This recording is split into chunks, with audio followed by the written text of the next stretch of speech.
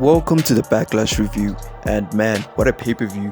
Backlash, friends, is honestly one of my favorite pay-per-views of the year. I think what also helped this is the crowd. So, welcome to Wrestling Nerd, and let's get right into the review. And oh my god, Backlash was phenomenal.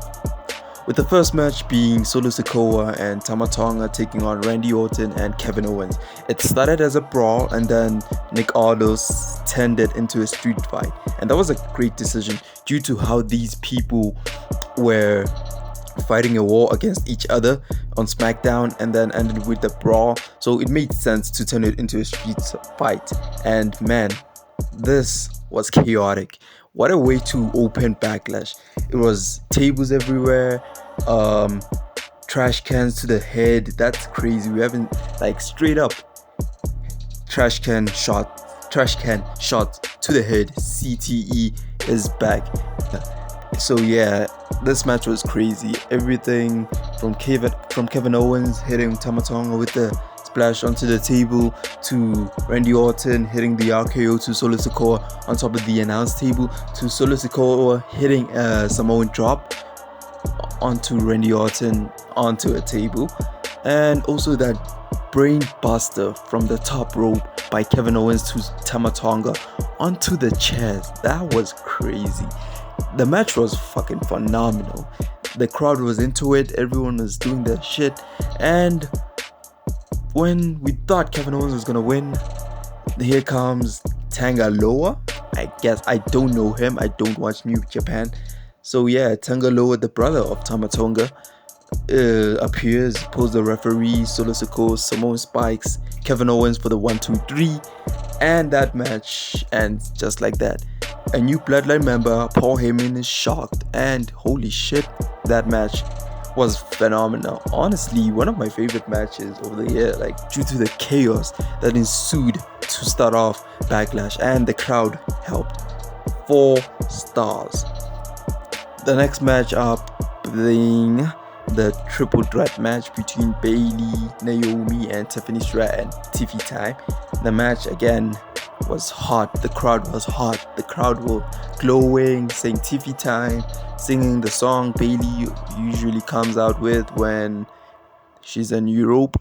Yeah, the match was a good one. It started off slow, but then it progressed a little bit on later as soon as they went outside, with Tiffany Stratton hitting the previous moonsaults but then missing, and then Naomi and Bayley hitting a 1D to eliminate Tiffany Stratton from the match.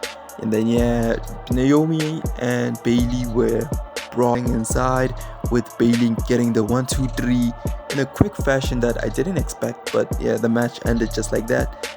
It was a good match. I expected more, so 3.5 in a way. Up next was the World Heavyweight Championship match between Damian Priest and main event Jey Uso. And oh my god, Jay's entrance was fire.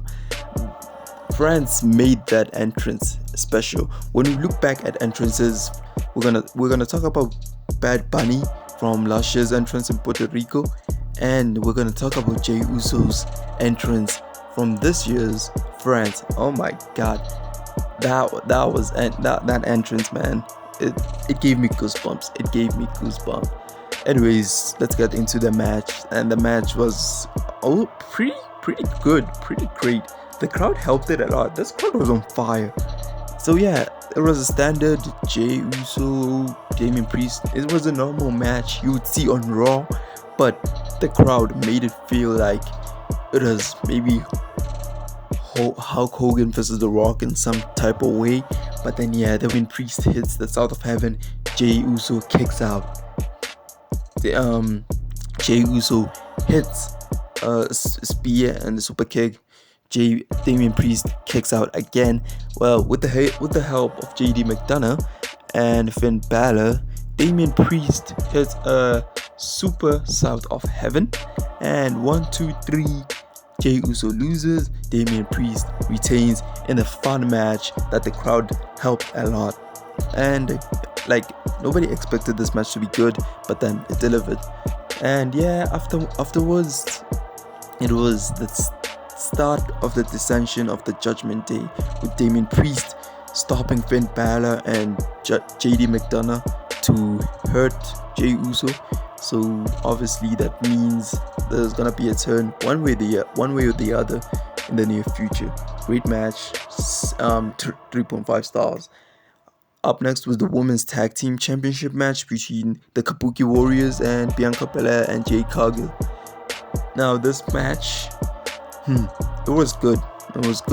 And then, for some reason, the referee started messing up the flow of the match, like for 3 minutes, with Kairi Sane being legal even though she was not, and then Jade now forgetting her spots because of that confusion until Jade gets in.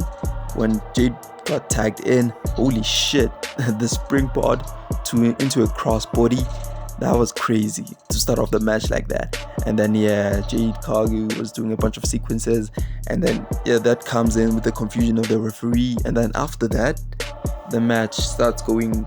Bianca Belair gets tagged in, and then the final sequence when Kairi Sane was about to hit Jade with the insane elbow, Jade Cargill caught her in mid-air, looking like she was going to deliver a power bomb, but instead she turned it around, turned it into an electric chair, and then she lifted her up, and then she did a jaded one of the. That was phenomenal. That was really phenomenal.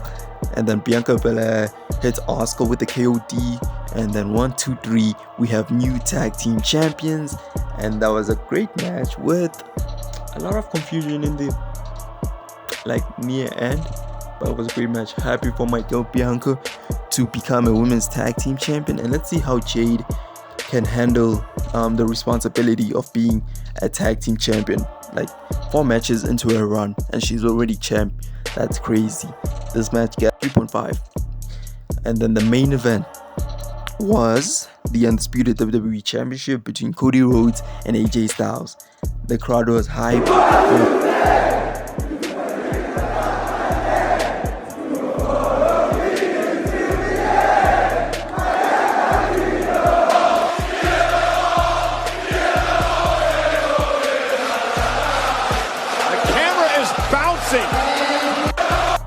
That match, phenomenal.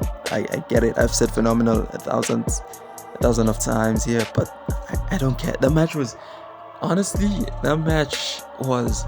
5 stars. I don't have to talk a lot of detail into it. That match was crazy. It was really crazy. One of my favorite matches of the year, with the crowd being hyped as well. Every time the match kept on delivering. 27 minutes of greatness. Cody Rhodes with the I can't find the words to say it, with the that Cody Cutter was special. AJ turning full next month, hitting a 450 springboard. Who does that at the age of 47?